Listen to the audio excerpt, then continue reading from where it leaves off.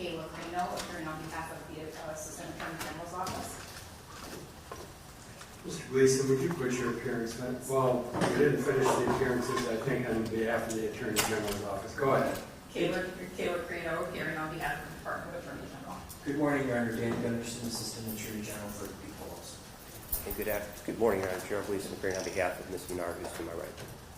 Ma'am, are you in fact Anne Marie Menard? Yes, Your Honor. Ms. Menard, we're here today for sentencing, and it is on your conviction by way of guilty plea of failure to file or false filing of a tax returns, and embezzlement $1,000 or more, but less than 20 greater than.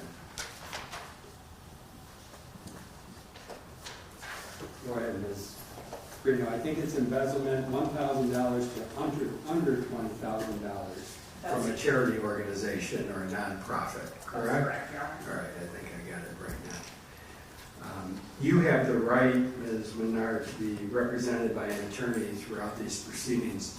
You are represented, as he just indicated, by Attorney Gerald Gleason. Mr. Gleason, have you and Ms. Menard had an opportunity to review the pre-sentence investigation report? Yes, sir, we have.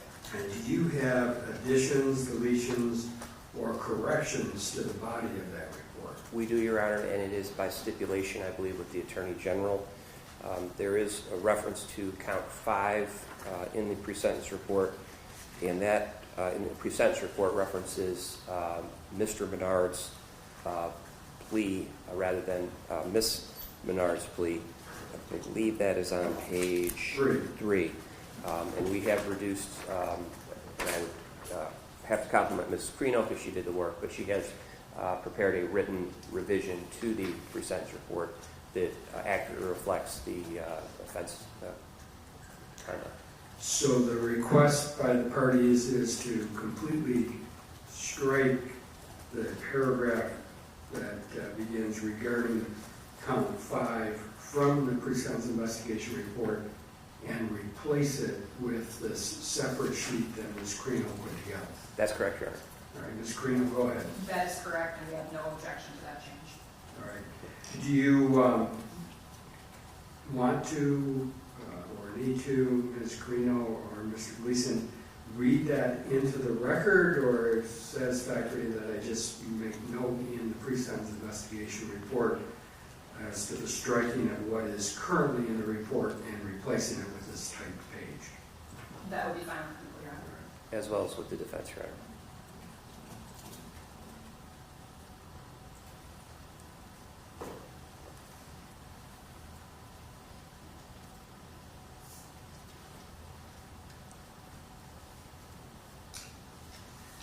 Okay, I will do that. Then, other additions, deletions, or corrections to the body of the report, Mr. Gleason? No, Your Honor. Can I just address a couple of what appear to be typographical errors, mostly, I guess all of them relatively minor, but just so that we have, hopefully the ones I caught changed. Under evaluation and plan, the narrative portion of it, on page 1, the second paragraph indicates incorrectly a reference to Ms. Menard. It says to his first. It says a female who has pled guilty to his first. Obviously, it should be her first. Yes, sir. Correct. So I'll make that change. And just below that, it appears that someone just accidentally hit the wrong keystroke, and where it says 10-year rule, it appears that it's 1-0 or 1-0 as opposed to 0, so it just looks odd. So I'll correct that if there's no problem with that. No objection, Your Honor. No objection. And then near the bottom of that same page, where it indicates a reference to Social Security, I think it's supposed to say card, not car. It's missing the D in that last sentence on page 1. So I'll make that change. Do you see where that is, Ms. Crino? I do. I do, Your Honor. Yes, thank you. Okay.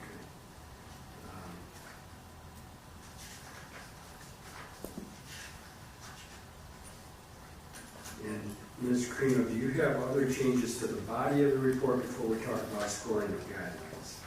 I do, Your Honor. Okay, go right ahead with those. On page 4, under consecutive sentences, it states, according to Assistant AG Katrina Hardin, my name should replace Katrina Hardin's name there.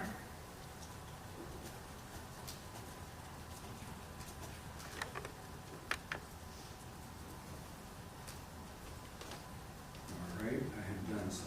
Under victim impact statement, I would like a sentence to be added at the end, and that sentence is, this amount has been paid.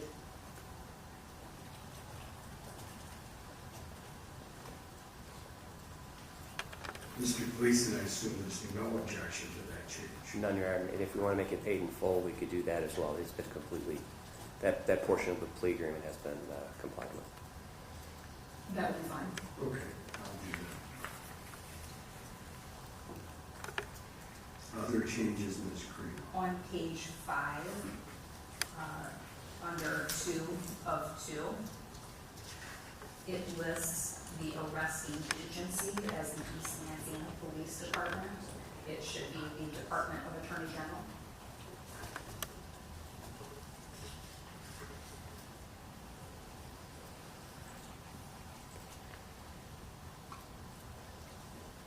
And again, Mr. Gleason, no objection.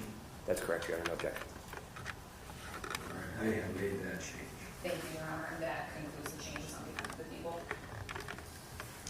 What about as to scoring of guidelines? Are there any issues there from the defense perspective, Mr. Gleason? I did not see any, Your Honor, no. All right, Ms. Crino, how about from the prosecutor's perspective? Any issues as to the scoring of the guidelines? No, they're correct. All right. So with that, that concludes all the changes you want to the report, Mr. Gleason, That's correct, Your Honor. as well that you want, Ms. Crino. Yes, Your Honor. And with that, Mr. Gleason, I'll hear elocution on behalf of Ms. Menard. Thank you, Your Honor. First, Your Honor, I did supply the court with a number of letters that talk about Ms. Menard, her character, her history. Those people know Ms. Menard far better than I and speak far more eloquently than I could to her character. I think the takeaway from those letters is that there is an Ann Menard who the court sees in the pre-sentence report who heard when she admitted her criminal activity, but there is also an Ann Menard who has true character, who is a good mother, and I think in many of those letters they reference that love that she has for her child. I've represented Ms. Menard for quite some time because of the length of the investigation and the prosecution in this case. And after the arraignment in the district court, the warrant was not removed from the Law Enforcement Information Network, and Ms. Menard was, I guess for lack of a better term, accidentally arrested. And her daughter was in the car. And that moment, the officer allowed her to call me. And I heard her voice when she was in custody in the presence of her child.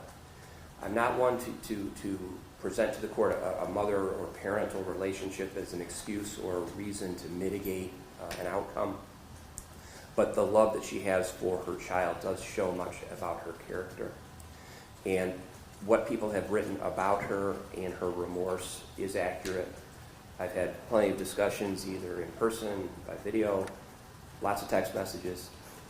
And so I can certainly say to the court that she takes this seriously, that her remorse is genuine. And for the sentence that the court's going to impose, I hope the court will accept the agreement that we've reached with the Attorney General's office. It allows her an opportunity also to cooperate and right some wrongs with respect to other people. And it will allow her an opportunity for she herself to prove to you, not letters from other people, not some lawyer talking to you, Your Honor, but she herself to prove to you that she is a better person than you might see in the offense narrative or in the statement she had to make for her plea. So I'm asking the court to accept the plea and sentence agreement that we've reached with the Attorney General and allow Ms. Menard to demonstrate that she is remorseful, that she is, in the time that has gone on since 2019 when the offense occurred, has done much to rehabilitate herself and will continue to do so going forward. Thank you. All right, thank you, Mr. Gleason. Ms. Menard, is there anything you want to tell me before I sentence you? I have sincere remorse. I'm very sorry. I accept responsibility for my actions, and I will successfully complete the terms of this probation agreement. All right. Thank you, ma'am. Ms. Crino, is there any presentation from the perspective of victim before you make comments on behalf of the people? No, Your Honor, and I will address that as part of my allocution. All right. Then go right ahead with your allocution. Thank you, Your Honor. I will be brief, and ultimately the people will be asking this court to follow the carefully crafted Kilburn agreement in this case. But I do want to address a few things regarding the offense and regarding Ms. Menard. I'd like to start by addressing something from our plea and sentence agreement, which we also see repeated several times in the PSIR. And that is that no restitution is to be ordered here because the victim organizations at issue are now defunct. And while the people stand by that assessment, we want to be clear that that does not mean that this is a victimless crime. The money that the Menards stole in these matters did not simply grow on trees, did not come out of nowhere. It was donated by people and by businesses that are a part of our state and part of our community.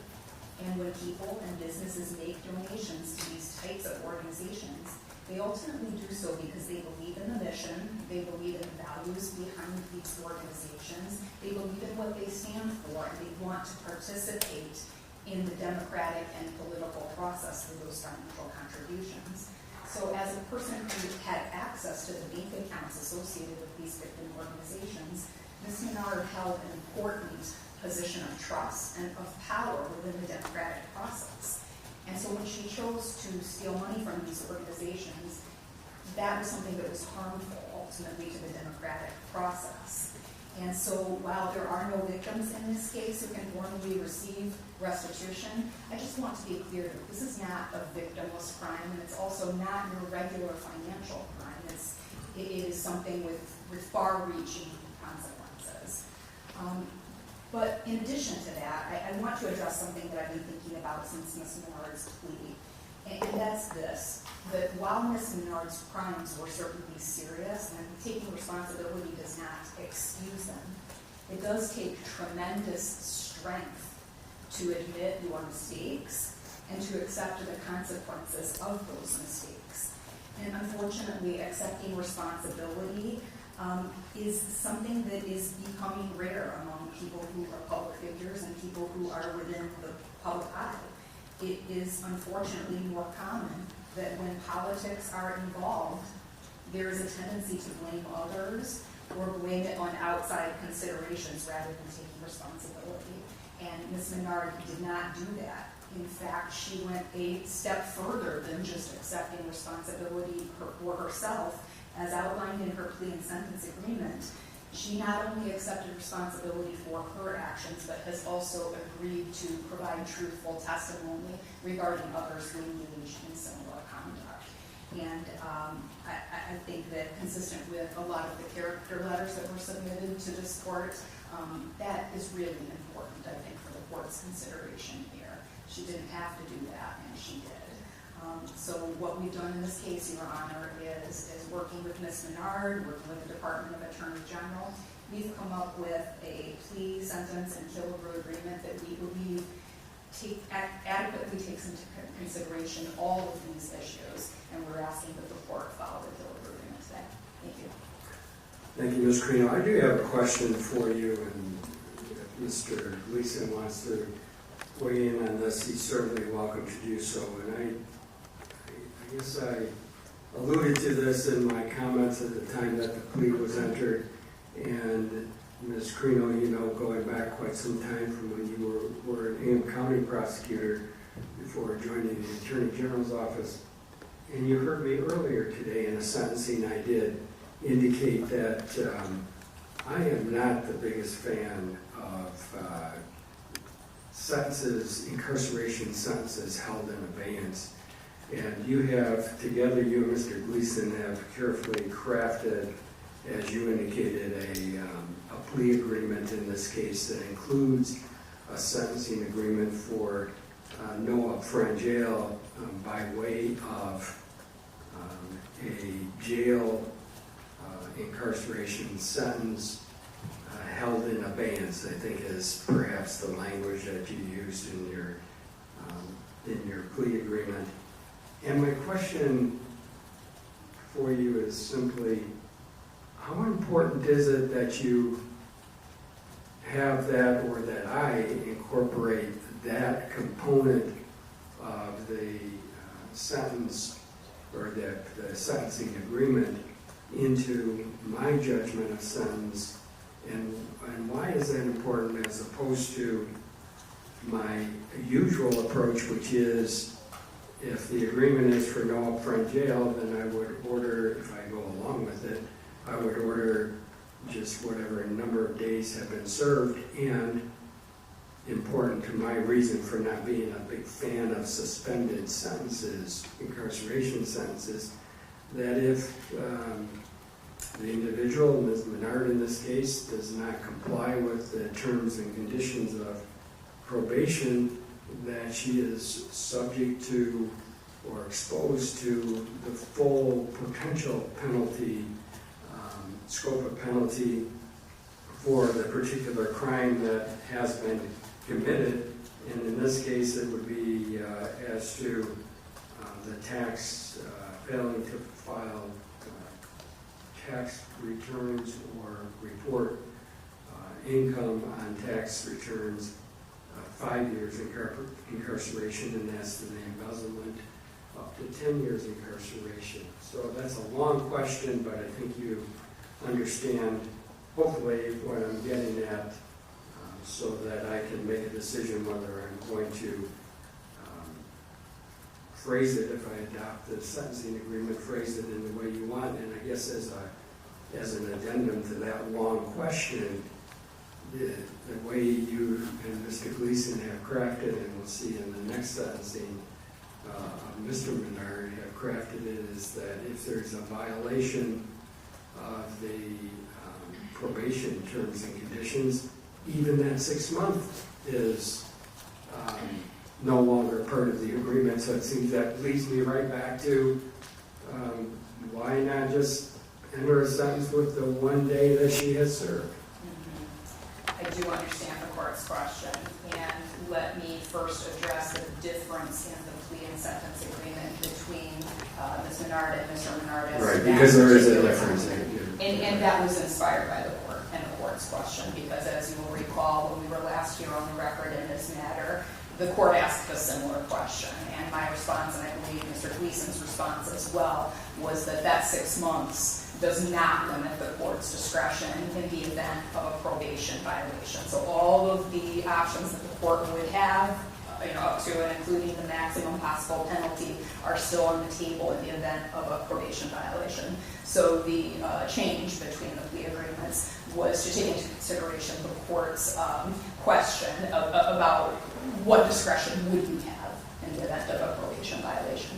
However, we're in agreement that even under this plea and sentence agreement, the court would still have that discretion if there's a probation violation. So and I hate to put it this way, but from a legal perspective, there may not be a true functional difference between an initial jail sentence of no upfront jail and an initial jail sentence of 6 months held in abeyance, if we all have the understanding that the court still has its full range of discretion in the event of a probation violation. So how important is it, given all of that? I will leave it in the court's discretion. I think we're all on the same page about the law that applies to this plea specifically and to this court's sentencing discretion. All right. Mr. Gleason, do you want to comment on that? Judge, you did ask me that at the time of the plea and whether that agreement confined you. My view of the plea agreement in layman's terms is the 6 months held in abeyance is for Ms. Menard to demonstrate good conduct, and that would not be imposed at the end of the probation period.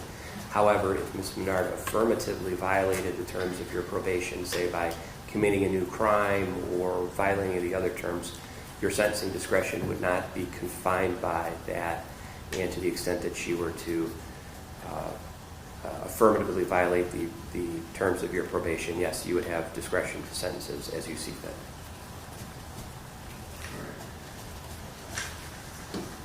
Thank you both. Thank you.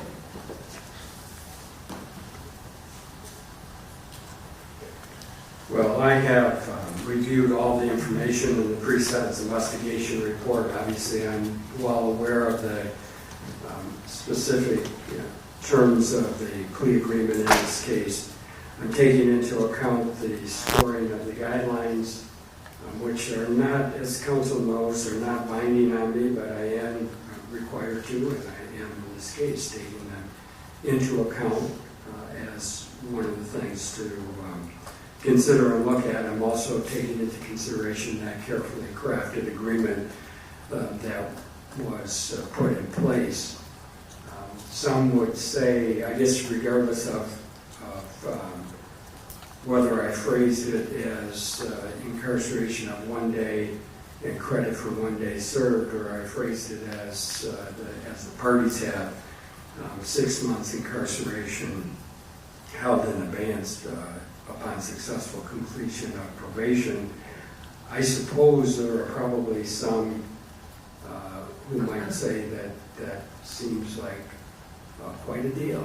A generous resolution of it on the part of the state, a generous resolution given the scope of the crimes that were committed here, and as I said, the maximum incarceration periods that are set by the legislature of 5 years in one circumstance and 10 years for the other count.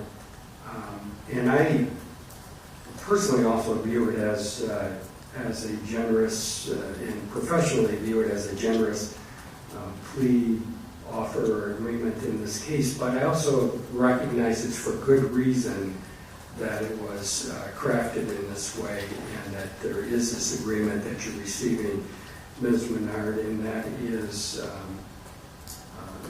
because of not only the support that you have and people vouch for you in terms of what you have done in the past in a positive way and who you are, but also the cooperation, as Ms. Crino pointed out, because this case is broader.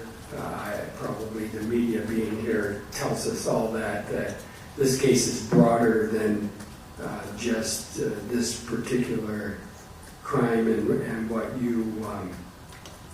you may face standing here today. I think that conduct like this, without question, Ms. Crino touched upon this, I think conduct like this, without question, erodes the public's confidence in our politics and politicians, and that is damage that is probably pretty far and wide, especially in today's political climate, where there is certainly a lot of eroding going on of confidence in our government system and in politics specifically. And this crime that you have admitted to certainly contributes to that eroding of that confidence, and therefore, as Ms. Crino said, it is a mistake if people view this as a victimless crime, because it is, unlike having a single victim, it could be viewed as a multi-victim crime in terms of what it does to the public confidence in our system of government and the various branches of government that manage and control many things in our everyday life. So I agree with Ms. Crino that this is not a victimless crime, and it certainly is one to be taken seriously, and the public should not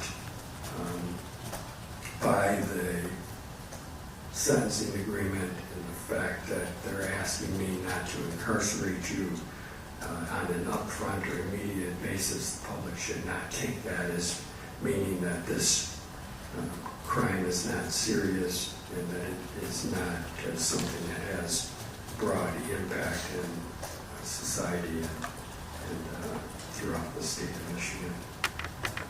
With all of that in mind and having considered not only the agreement that was reached in this case, but all the information that's in the pre-sentence investigation report, the presentation that Mr. Gleason has made on your behalf, including the attachment of many letters of support for you. I have a whole stack of them here, and I'll say one of them notably is a name that would be recognizable if I would say it by the media, someone related to someone the media is apparently interested in a related case, a letter of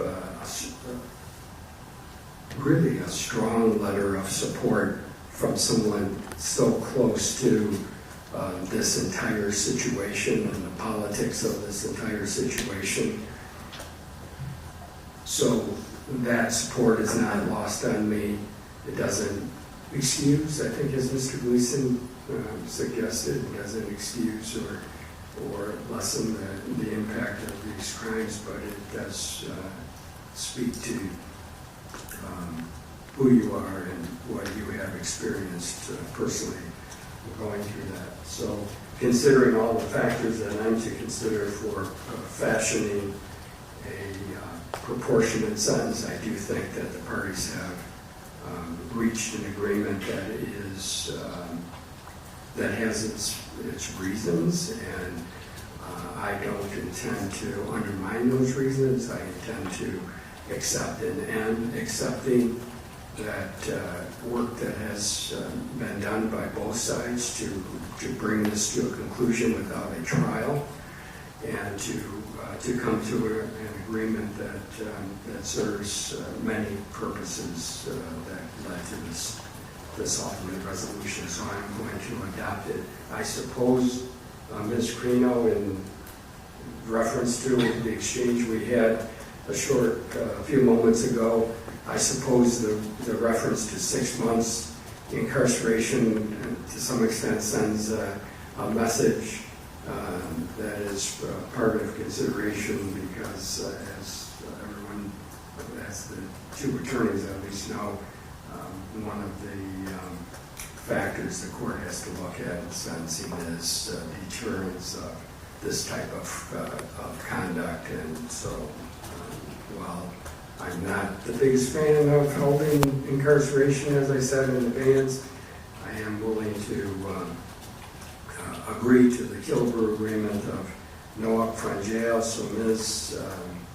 Menard, consistent with the agreement that you reached in this case, I'm going to send you to a period of probation of 36 months, subject to special terms and conditions. I'm not going to read all of the conditions to you. You're going to receive a written copy of this judgment of sentence, and you will be meeting with the probation department, and the probation agent will go over all of the terms and conditions with you, and you'll have an opportunity to ask for any clarification. But some of the conditions are that you're not to violate any criminal laws, you're not to leave the state without the consent of the court, and you have to make a truthful report to the probation agent as often as the probation agent requires.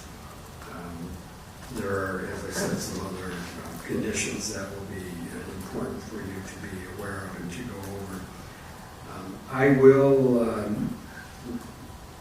contrary to my usual practice, I will adopt the language that the parties have incorporated, and that is that I will indicate that the incarceration, the upfront incarceration period will be 6 months, but held in advance upon successful completion or subject to successful completion of the terms and conditions of probation. You must pay state costs in the amount of $136 and a crime victims assessment in the amount of $130. $30. There is no order for restitution for the reason that the parties previously stated on the record and as part of the plea agreement in this case. Based on your county of residence, which I believe is Clinton County, there will be a provision here that your probation supervision may transfer to the county of your residence. Mr. Gleason, do you have any questions about anything in the judgment of sentence? No, sir, I do not.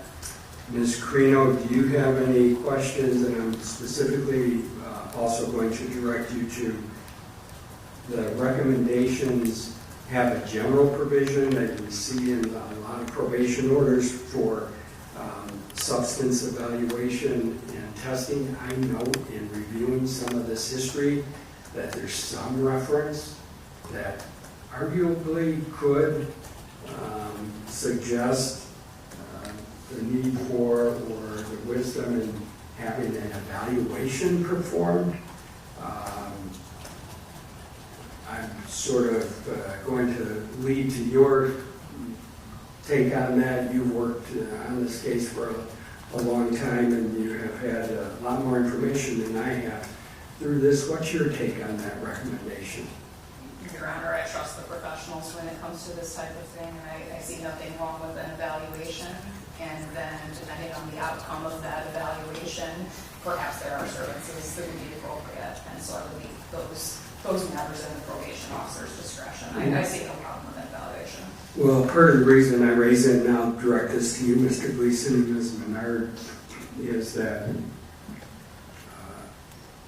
one objective of all of this is that Ms. Menard is successful in probation and completes it successfully and is able to put this case in the past. And I wouldn't want something to arise during the course of the probation that we haven't considered appropriately or evaluated appropriately.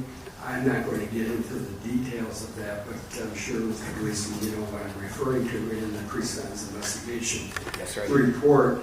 So what's your take on that in terms of that reference in the report? Your Honor, I think the assessment would be welcome, and I think there's never a downside to an assessment like that. Then I am going to include not just the general language that we see in this recommendation. I'm going to include that she must complete a substance abuse assessment and comply with all treatment recommendations if there are any. And that way, just as Ms. Credo indicated, we leave it to the professionals to make that determination, which I am not. So I'll include that as a condition. The probation department will work with you on that, Ms. Menard, to take care of that.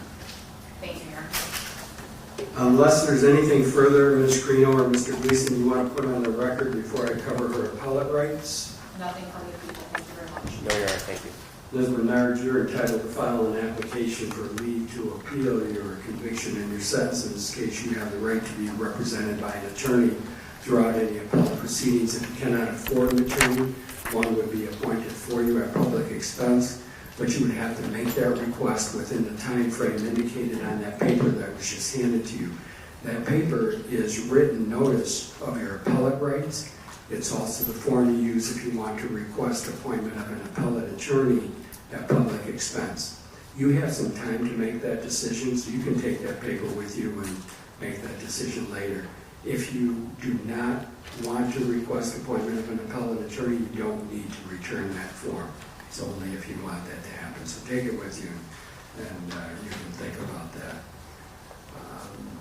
You will need to report to the probation department after this hearing. You can either go in person and do that, or you can call the number that will be on the judgment of sentence. I'm going to take a moment to review the judgment of sentence before we give it to you, Mr. Gleason. But Ms. Menard, you can either go down there in person, it's on the garden level of the attached Grady Porter building, or you can make a call, but you'll need to schedule right away your probation intake, okay? Yes, Do Your you Honor. have any questions, ma'am? No, Your Honor. Okay, very good. Good luck to you. Thank you. Thank you. Judge, may Ms. Carino and I briefly approach? And Mr. Gunderson too, I don't want to.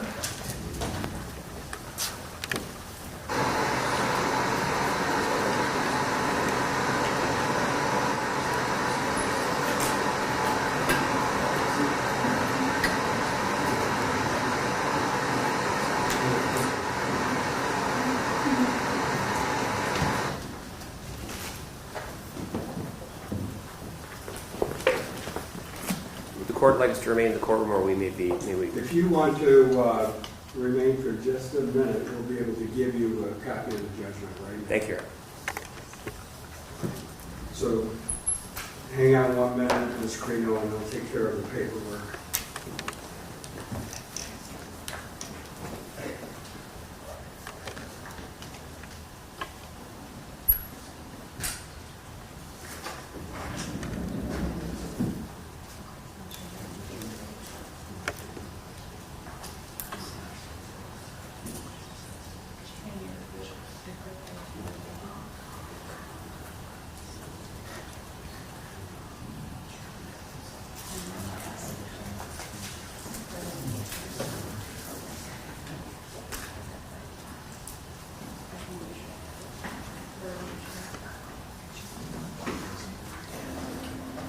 No, that was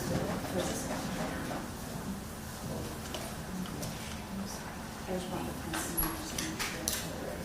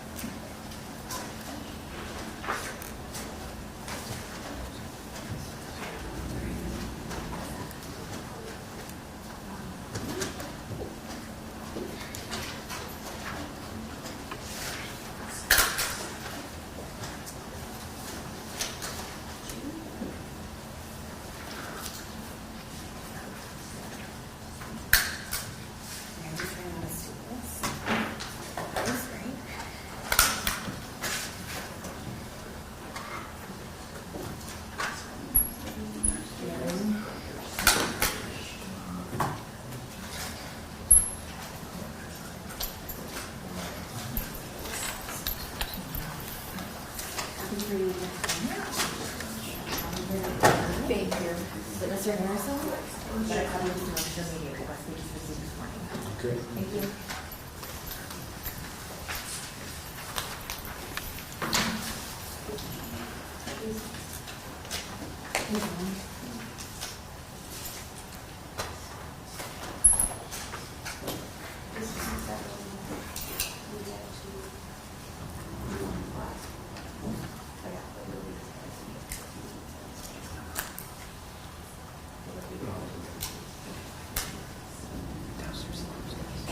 Ms. Carino, when you're ready.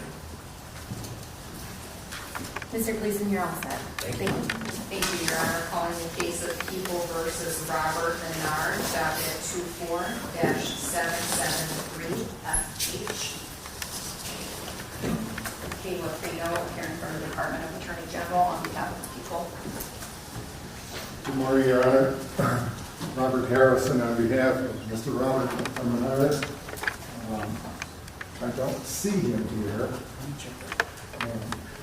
He did call me about 15 minutes ago, and I was in the detour area, and he said he was just checking, touching base and checking in with me.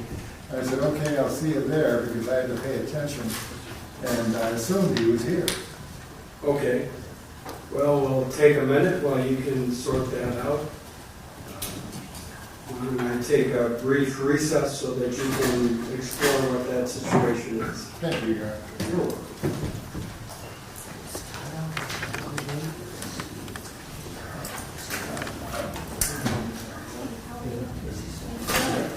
All rise.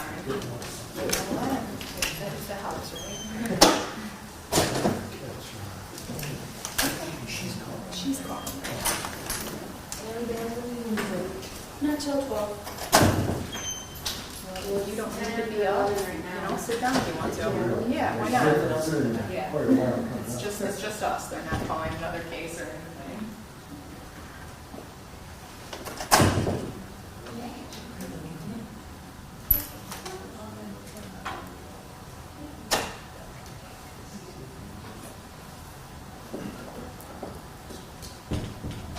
He has to be here somewhere. Yeah. He was waiting for you downstairs. He's coming up right now. Oh, thanks, Julie. Thank you, Jerry.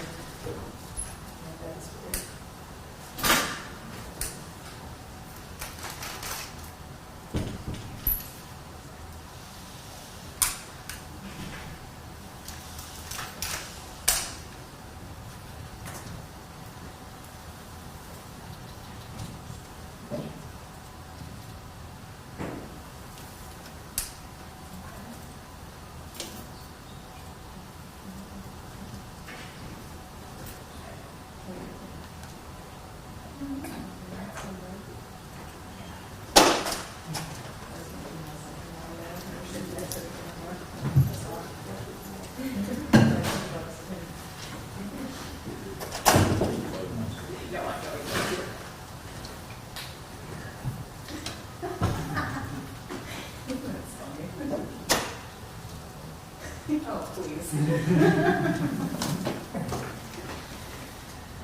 All right, thanks.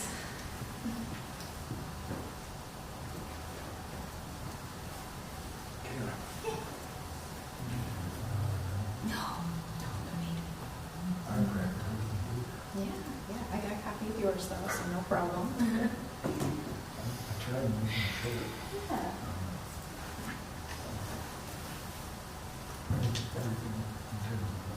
Mm-hmm. Yeah, yeah. I'll briefly allocate, but not even as much as I did for Ms. Menard's case, okay? Okay. I didn't hear it, but I didn't have to say much either. Very good. That's everything. She didn't like it, so did she talk? A little. She just said, she just apologized. Yeah. Accepted responsibility or remorse. Yep.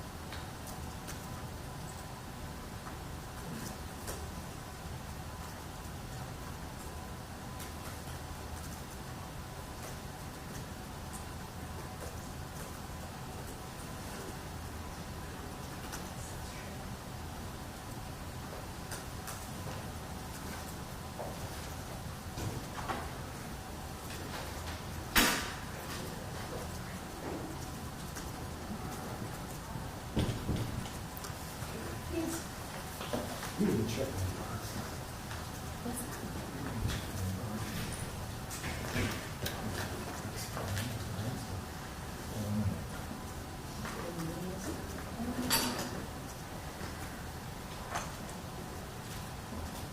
I don't know. I'm not too worried about it though.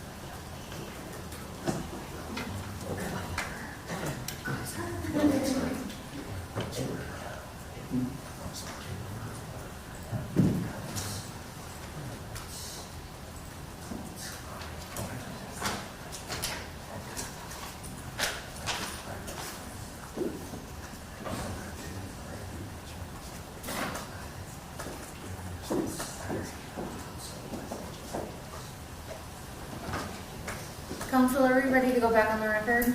We are, thank you. Mr. Harrison, generally we do have people approach the podium, but if you would like to stay seated at council table, please feel free. Thank you, I will. Thank you. Today I will.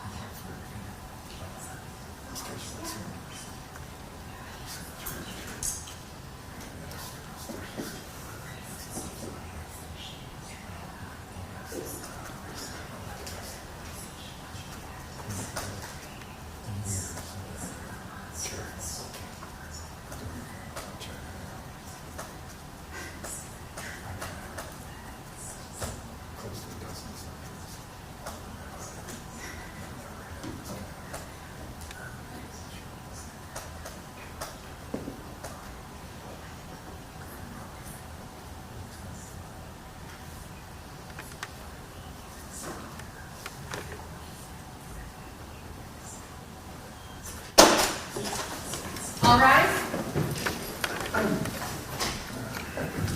You can be seated, please.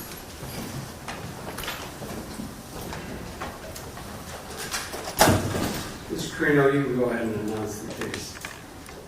People of the State of Michigan versus Robert Menard, docket 24-773FH. Kayla Carino, here on behalf of the people. Good morning. Oh, go ahead, Mr. Gunderson. I'm sorry. Sorry. Good morning, Your Honor. Dan Gunderson, also on behalf of the people. And Mr. Harrison, good morning. Would you put your appearance on the record for us, please? Yes, I will, Your Honor. Good morning. My name is Robert Harrison, and I'm here appearing on behalf of Robert Menard, who's seated to my right. Sir, are you in fact Robert Menard? Yes, Your Honor. All right. You're welcome to be seated. Thank you for staying. We are here, Mr. Menard, for sentencing, and it is on your conviction by way of guilty plea of failure to file taxes with intent to defraud and false pretenses, obtaining $20,000 or more under false pretenses. You have the right to be represented by an attorney throughout these proceedings. You are, as we just heard announced, represented by, and continue to be represented by Attorney Robert Harrison. Mr. Harrison, have you and Mr. Menard had an opportunity to review the pre-sentence investigation report? We have, Your Honor. And do you have any additions, deletions, or corrections to the body of that report? No. What about as to the scoring of the guidelines? Are there any issues there from the defense perspective? No. Ms. Carino, any changes that you have to the body of the report or the scoring of the guidelines? Yes, Your Honor, as to the body of the report, page 4, under consecutive sentences, the existing paragraph can be stricken and it can be replaced with a sentence that reads, consecutive sentencing does not apply.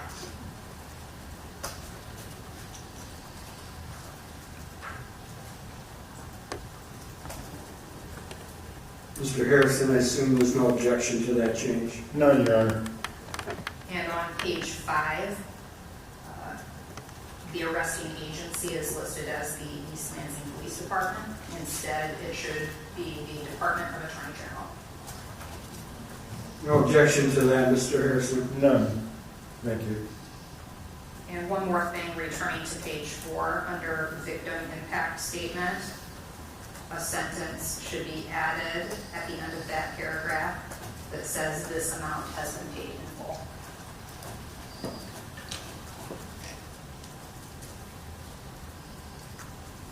And again, Mr. Harrison, no objection to that addition? No, Your Honor.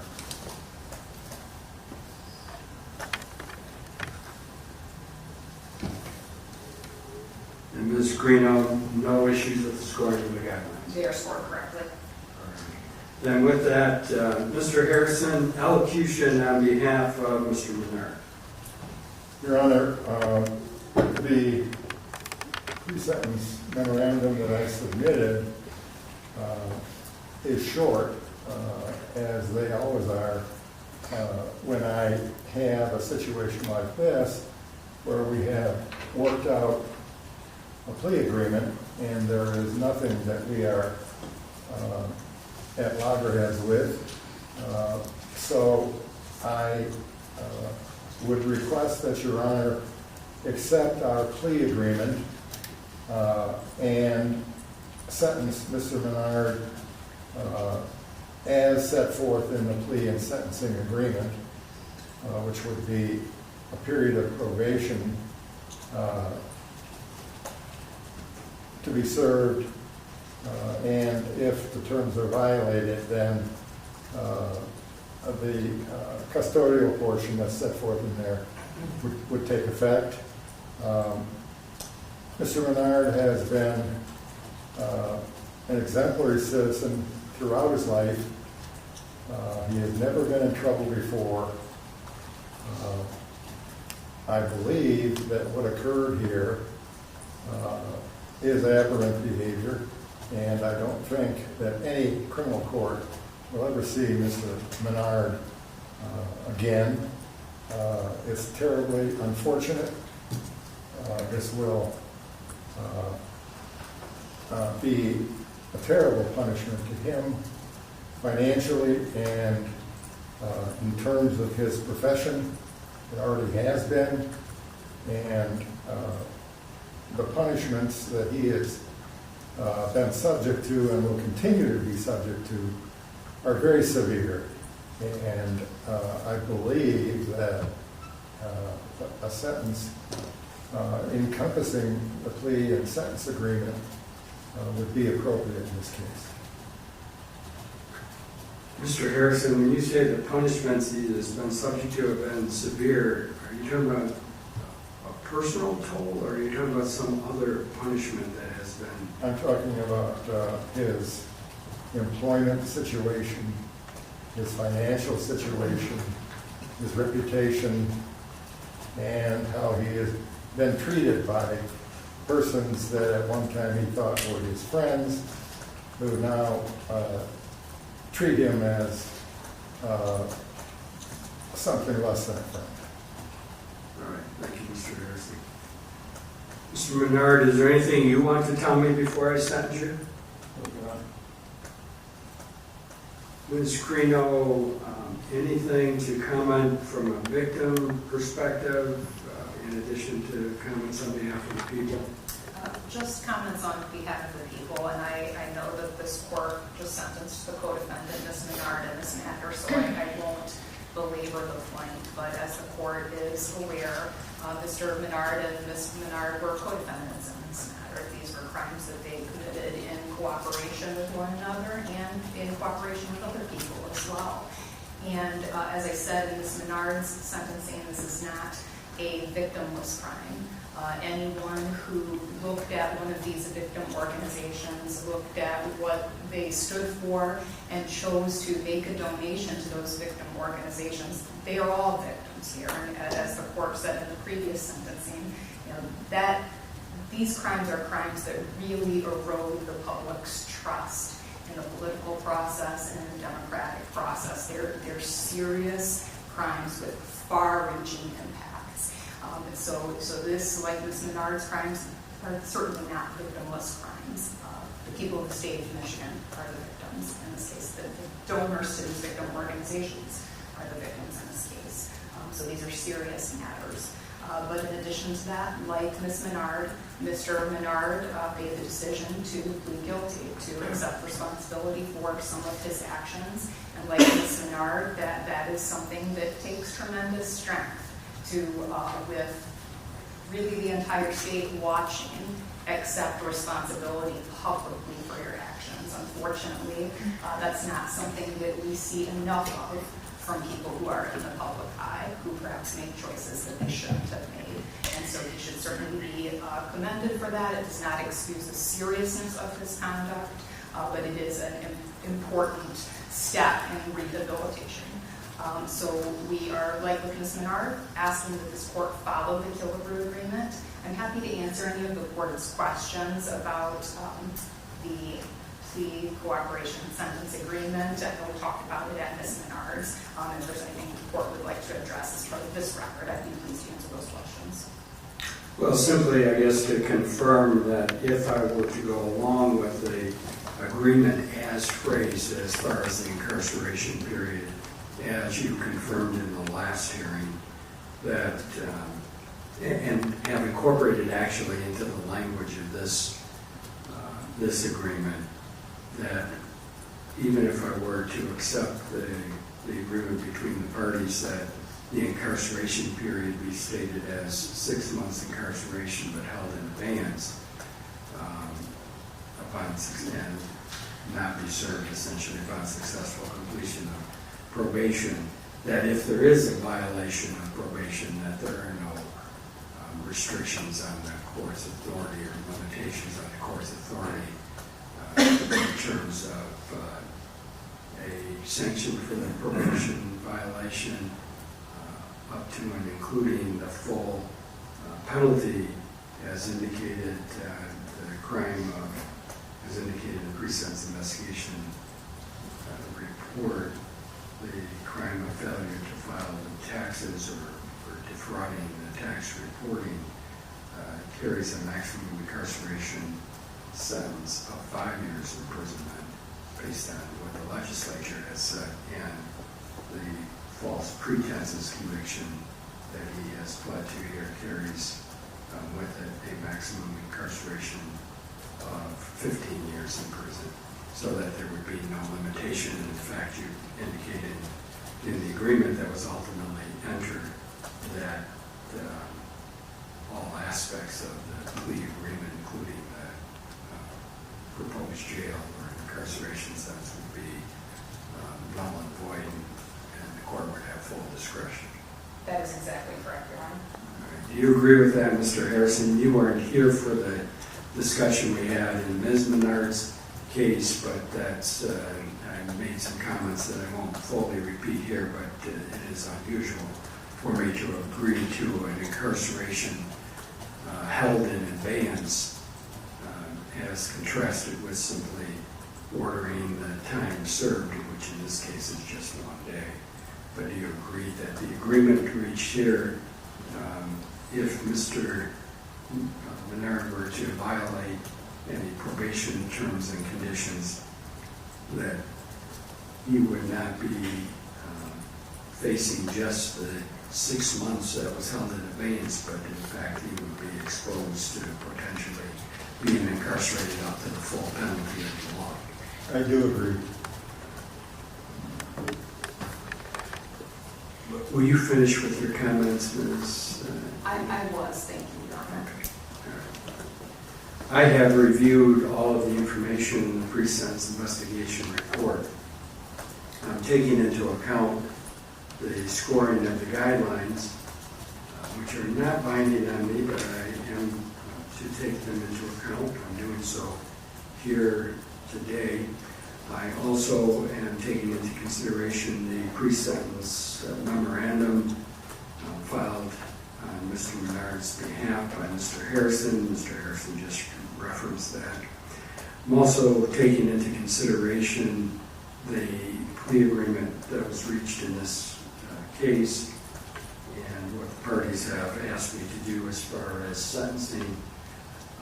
As I indicated with the sentencing that we just completed a few moments ago in Menard's case, that, and I won't repeat all of the comments that I made there, but this agreement in this case, like in Ms. Menard's case, could be viewed as quite a bargain and favorable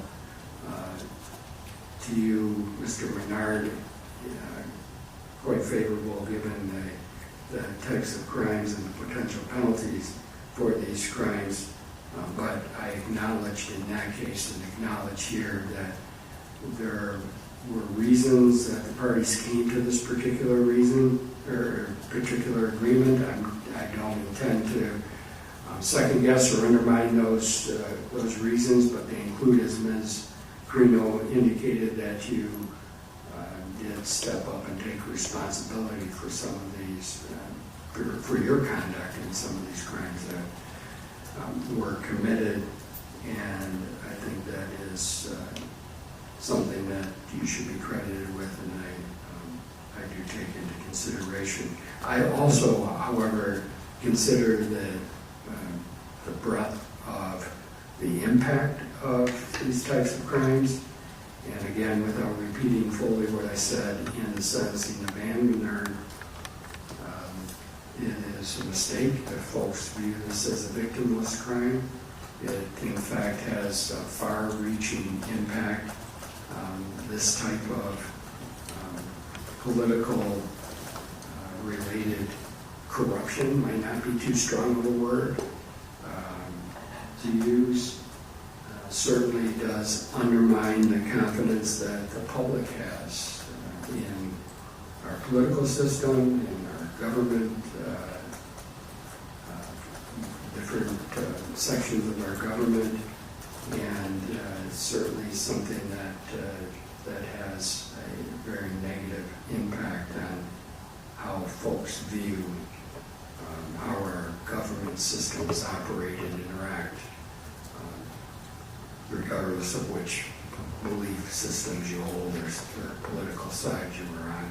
So it is a serious matter, and in spite of what may appear, at least in the incarceration aspect of it, may appear as a relatively light or non-punitive sentence, should not be taken lightly, and I do think that you have given consideration to that, and as Mr. Harrison indicated, there are impacts, I'm sure, on your life beyond what happens in this courtroom as a result of your participation in this criminal activity. I am going to abide by and adopt the agreement that was reached in this case in sentencing you, Mr. Menard, and that is that you are sentenced to a period of probation of 36 months, subject to certain terms and conditions. I'm not going to read them all to you. You're going to receive a written copy of this judgment of sentence, and the probation department is going to go over with you in detail when you do your probation intake. Some of the conditions are you're not to violate any criminal laws, you're not to leave the state without the consent of the court, then you have to make a truthful report to the probation agent as often as the probation agent requires. I'm going to order that you complete a mental health assessment by a qualified service provider, and you comply with all treatment recommendations while on probation. That's not to add to anything you may be already engaged in, and you can review that with your probation agent, but I'm also going to require that if there are recommendations as to medication relating to that mental health assessment and proposed treatment, that you take medication as prescribed by your treatment physicians.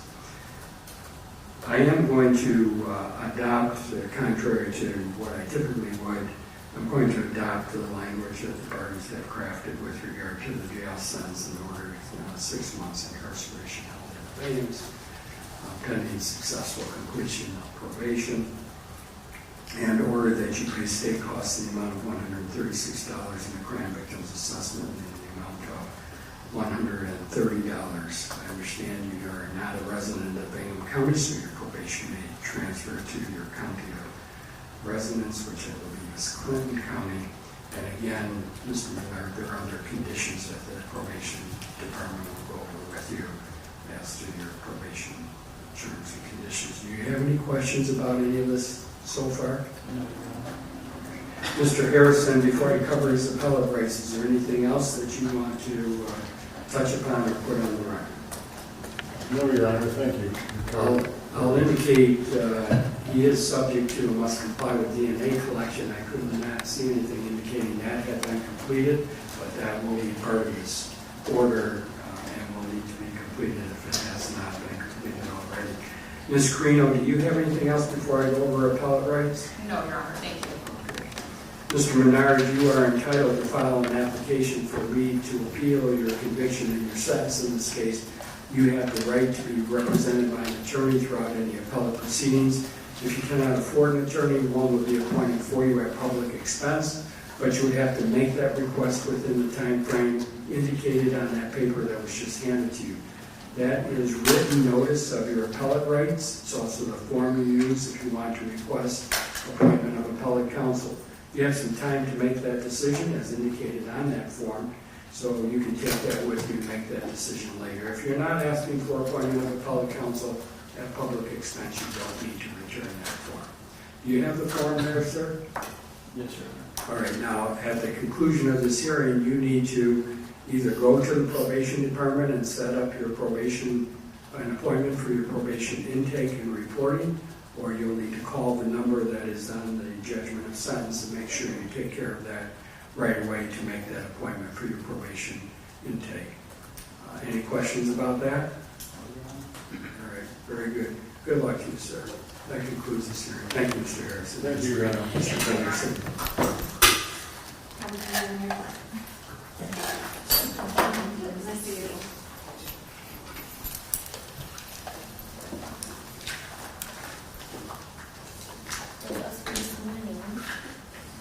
And coming back to us this afternoon?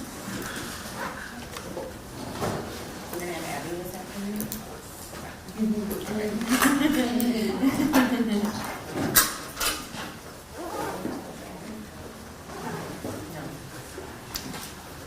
Well. Depends on your definition. Your Honor, may I approach? Sure. No, that one.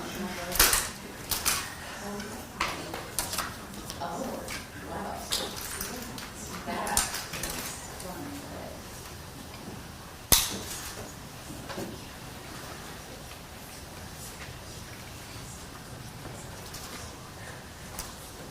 How's the recovery going? I haven't had it yet. Oh, you're 38, so that's not recovery, that's pretty so. Can't do more to it.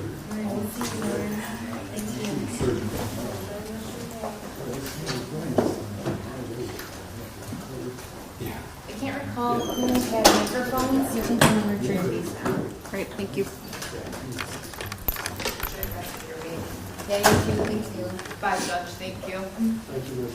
Green.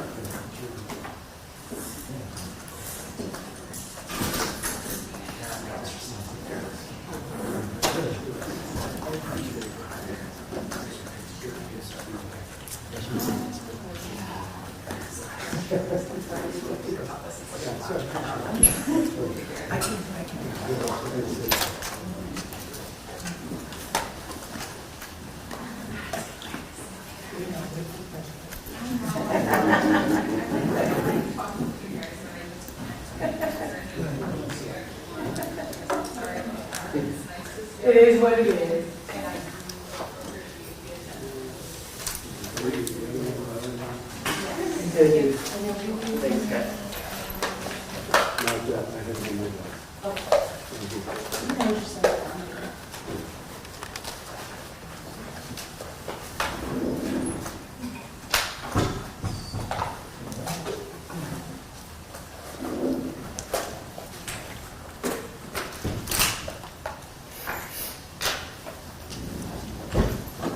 All rise.